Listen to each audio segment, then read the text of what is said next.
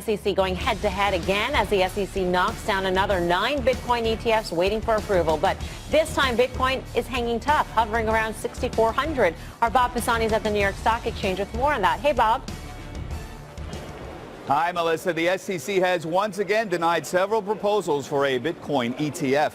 Now, this latest rejection involves 2 ETFs filed by ProShares that would track Bitcoin futures contracts, another from Granite Shares, and 5 leveraged and inverse ETFs from Direxion.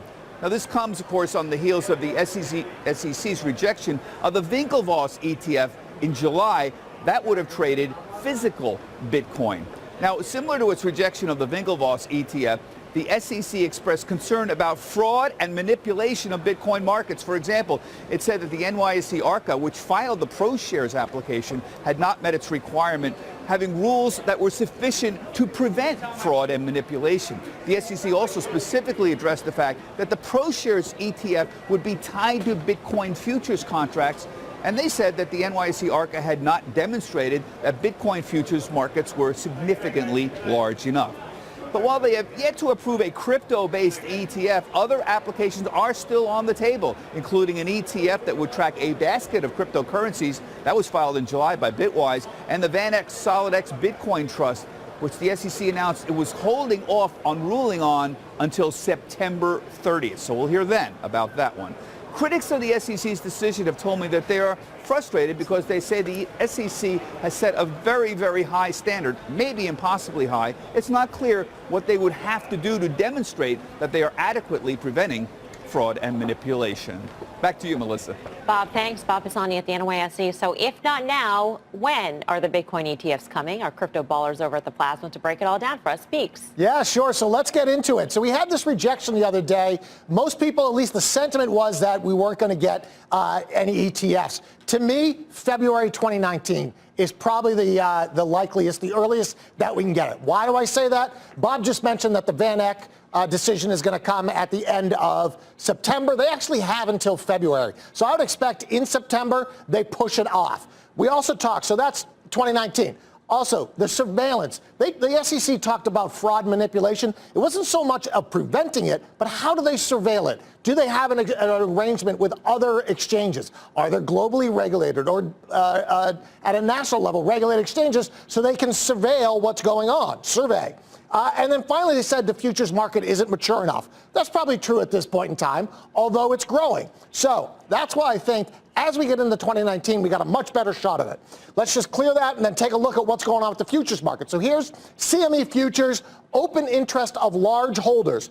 Since April, you're starting to increase or growth rate that they're having here. So if you extrapolate that out, by February of 2019, you're going to have a very, very robust market in here. Add in something like the NYSE ICE-backed exchange that's coming out, that's going to add to it. And then finally, we still need to hear from Commissioner Hester, who in the past has said, you know what, SEC Commissioner Hester, who in the past has said these things need to be approved sooner than later. So actually, I think we're incrementally closer to getting an ETF. And the very positive thing was Bitcoin didn't sell off on this. So when a market, doesn't matter if it's Bitcoin or oil or anything, doesn't sell off on the news that it should, that means there's a sentiment change. BK, I want to ask you a question because Hester Pierce had actually tweeted earlier this afternoon that yesterday's staff orders disapproving SRO rules related to a number of Bitcoin ETFs are stayed pending commission review.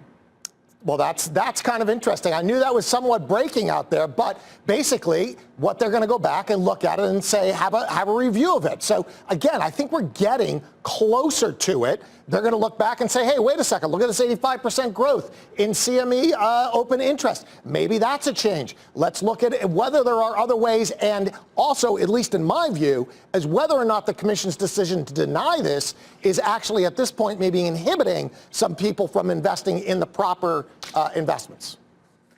All right, Beek, so I totally agree. It no longer trades down on the multiple rejections. But how big of a deal would it actually be if one of them got approved? I think it would be a huge deal, and here's why. If you look at where the demand for this product's coming from, and by that I mean Bitcoin and cryptocurrencies, it's from the retail investor. The institutional investors are knocking on my door, but they haven't pulled the trigger yet, he says easily.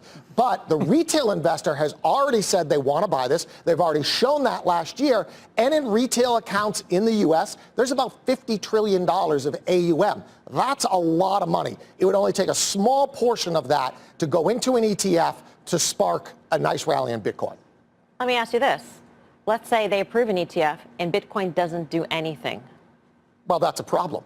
Would that be a problem? Right? Would that cause you some pause? Yeah, of course it would. But again, it also goes back to how did it go into the decision, right? So Bitcoin's down after the last decision. If they approved it today, I'd be very shocked if it didn't go up. But if you have a massive rally going into it and they approve it, then the expectations are in the market. So again, just like my lawyer said at the top of the show, it depends. That'll be $1,500.